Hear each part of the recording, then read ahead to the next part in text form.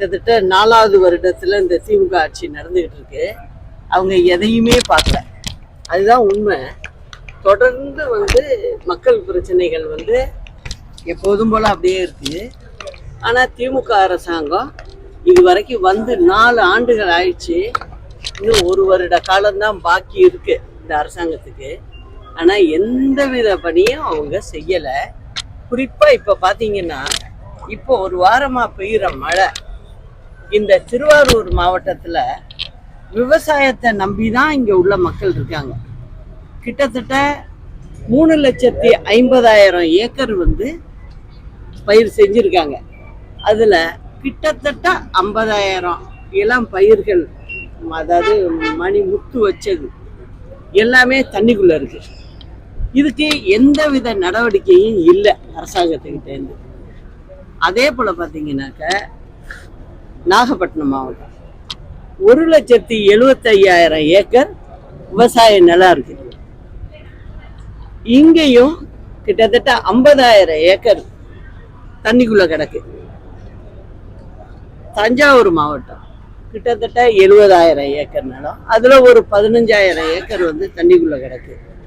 விவசாயிகளுக்கு என்ன பதில் இந்த அரசாங்கம் சொல்லுது?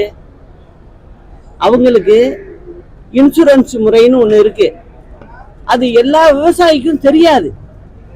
எல்லாரும் கிராமப்புறங்கள்ல உள்ளவங்க எல்லாருக்கும் அதை குறிப்பிட்ட காலம் எந்த டயத்துல கட்டணும் அப்படிங்கிறது கூட தெரியாது அவங்களுக்கு.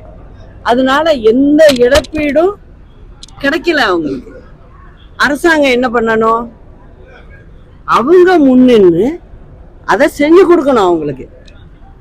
இந்த காலகட்டத்துக்குள்ள நீங்க பதிவு பண்ணணும் அப்படிங்கிறத ஒரு விளம்பரம் மூலியமா அழகா நம்ம விவசாயிங்களுக்கு தெரியறதுக்கு செய்ய வேண்டியவங்க போய் ஆய்வுன்ட்டு போறது, அங்க ஒரு போட்டோ எடுக்கிறது, அதை வாட்ஸ்அப் குரூப்பெல்லாம் மிரட்டி அதுல போடுங்கன்னு சொல்றது, இந்த மாதிரி விஷயங்களை மட்டும்தான் இந்த அரசாங்கம் பண்ணிக்கிட்டு இருக்கு.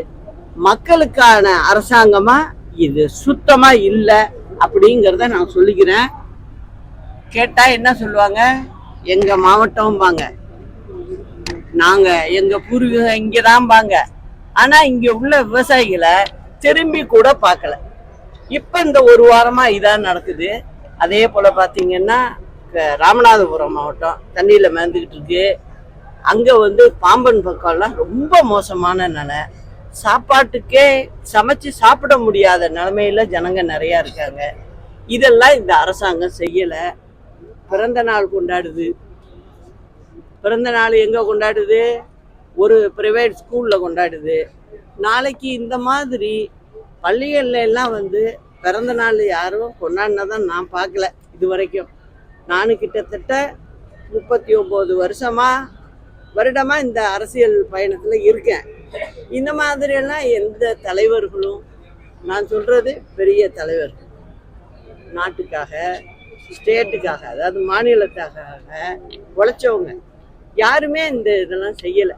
ஆனா இந்த அரசாங்கம் இந்த மலையில விவசாயிலாம் தண்ணியில பயிரை விட்டுட்டு கஷ்டப்பட்டுக்கிட்டு இருக்கப்ப பிறந்த நாள் கொண்டாடிக்கிட்டு இருக்காங்க. இதுதான் இந்த அரசாங்கத்தினுடைய லட்சணம். அதே போல இன்னொன்னையும் இந்த அரசாங்கத்துக்கு, குறிப்பா முதலமைச்சருக்கு நான் சொல்லணும்னு விரும்புறது, ஆய்வு கூட்டங்கள் அப்படின்னு சொல்லிட்டு ஒவ்வொரு ஊருக்கும் போய் ஒரு இடத்துக்கு முதலமைச்சர் போறதுங்கிறது எப்போதுமே இல்லை. இதையும் அவங்க விளம்பர நோக்கோட செய்யறதா தான் எனக்கு தெரியுது. ஏன் அப்படின்னா, ஒரு மாவட்டத்துக்கு ஒரு முதலமைச்சர் போய் ஒரு பள்ளிக்கூடத்தையோ இல்லை ஒரு அலுவலகத்தையோ போய் பார்க்குறேன் அப்படின்னா, இப்போ நம்ம மாதிரி சட்டுன்னு போய் பார்க்கறது இல்லை, பார்க்க முடியாது.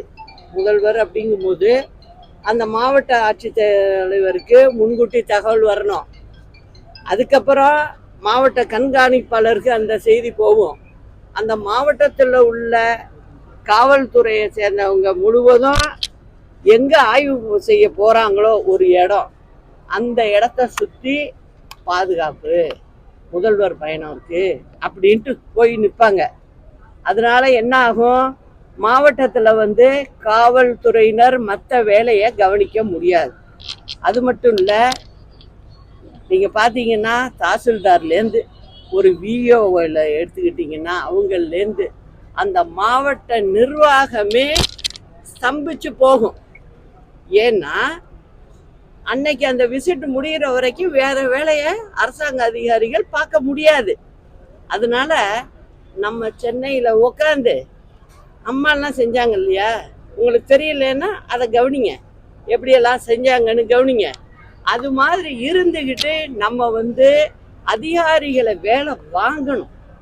அதில் தான் நம்ம திறமை இருக்க ஒழிய நம்ம போய் நேராக போய் அங்கே போய் நின்றுட்டு நான் பார்க்குறேன்னு சொல்கிறது எந்த வித பிரயோஜனமும் இல்லை. ஏன் சொல்கிறேன்னா, நீங்கள் வர்றது முன்கூட்டியே அதிகாரிகளுக்கு தெரியும், எந்த இடத்துக்கு விசிட் பண்ண போகிறீங்கிறதும் தெரியும்.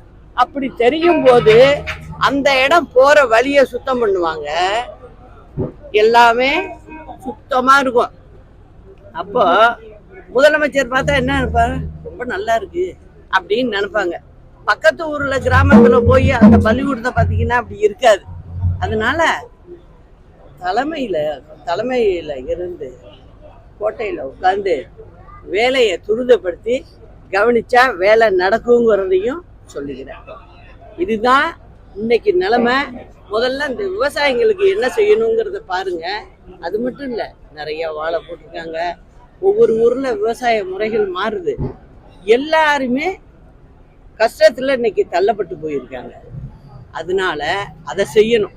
ஆனா என்ன வருது, 21 ஆட்சி பொறுப்பு எடுத்ததுக்கு பிறகு 23க்குள்ள என்ன நடந்திருக்கு,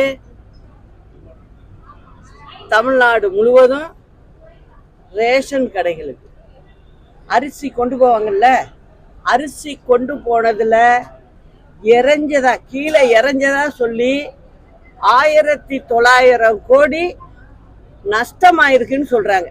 இது யாராவது நம்ப முடியுமா? அத விவசாயி கொடுக்குற நெல்லை நீ ஒழுங்கா வாங்க மாட்டேங்கிறீங்க. எல்லா சென்டரையும் மூடி போட்டு வச்சிருக்கீங்க. ஆனா இன்னொன்னு என்ன சொல்றீங்க, இழப்பு எப்படின்னு சொல்றீங்க, கீழே இறஞ்ச அரிசிங்க 1900 கோடி அப்படின்னு நீங்க கணக்கு எழுதியிருக்கீங்க. அந்த கணக்கை மத்திய ஆடிட்டு குழு வந்து பார்த்துட்டு அதை ரெக்கார்ட் பண்ணிக்கிட்டு பதிஞ்சிட்டு இந்த மாதிரி செஞ்சிருக்காங்க அப்படிங்கிறாங்க. நீங்க எப்படி செய்வீங்க? அதோட இது எனக்கு இப்போ புரிய ஆரம்பிச்சுது.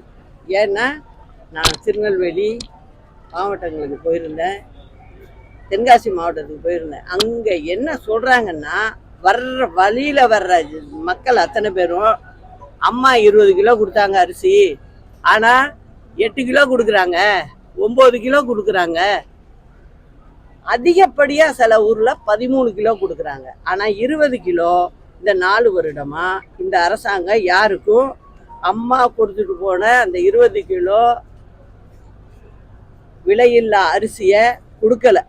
காரணம் என்னன்னா, இந்த தூக்கி இறக்கிறதுல 1900 கோடி போயிருக்குன்னா இது எப்படி போயிருக்குங்கிறது நம்ம தமிழ்நாட்டு மக்களுக்கு ரொம்ப நல்ல புத்திசாலிங்க தெரியும். இதுலேருந்து புரிஞ்சுக்கணும், இப்படிதான் இந்த அரசாங்கம் ஒன்றையும் செஞ்சுக்கிட்டு இருக்கு. ஆனால் இதுக்கெல்லாம் விரைவாக அவங்க பதில் சொல்கிற காலம் வரும். நிச்சயம் என்ன இதில் என்ன பண்ணாங்கங்கிறது வெளில வரும். 2026ல அம்மாவோட ஆட்சி தான் வரும். இந்த மக்கள் வந்து நல்லா உணர்ந்துட்டாங்க. ஏன்னா ஆசிரியர்கள் எடுத்துங்க, வேலையில இருக்கிறவங்களுக்கு என்ன சொன்னாங்க, தேர்தல் அறிக்கை யாராவது மக்கள் கேட்டாங்களா? மக்களா கேட்டாங்க? கேட்கல. நீங்களா தேர்தல் அறிக்கை கொடுத்தீங்கல்ல, 500 விஷயத்த சொல்லியிருக்கீங்க. அதுல 309வது என்ன சொல்லியிருக்கீங்க, நாங்கள் வந்தா பழைய ஓய்வூதிய திட்டத்தை கொண்டு வருவோம். நீங்க வந்து 4 வருஷம் ஆச்சுல்ல, ஏன் கொண்டு வரல? அதுக்கு முதல்ல பதில சொல்லுங்க. அப்போ அம்மா அரசாங்கம் இருந்தப்ப கோயம்புத்தூர்ல வந்து வேலையில இருக்கவங்க எல்லாம் போராட்டம் பண்றாங்க. அந்த சமயத்துல இப்ப இருக்கிற முதலமைச்சர் ஒரு வீடியோ ரெக்கார்ட் பண்ணி அந்த கூட்டத்துக்கு அனுப்புறாரு. அங்க போட்டு காட்டுறாங்க திரையில. என்ன காட்டுறாங்க? பழைய ரெக்கார்டை எடுத்து பாருங்க. என்ன சொன்னாங்க தெரியுமா? அப்போ அதாவது திமுக ஆட்சிக்கு வந்தால் நாங்க பழைய ஓய்வூதிய திட்டத்தை திரும்ப கொண்டு வருவோம். நாங்க நீங்க வந்து 4 வருஷம் ஆயிடுச்சு இல்ல, ஏன் இன்னும் கொண்டு வரல? அதுக்கு முதல்ல பதில் சொல்லுங்க. அம்மாவோட ஆட்சி அமையும்னு சொல்றீங்க. யார் தலைமையில அமையும்? யார் தலைமையில ஆட்சி அமையும் பாருங்க, மக்கள் யாரை விரும்புறாங்க.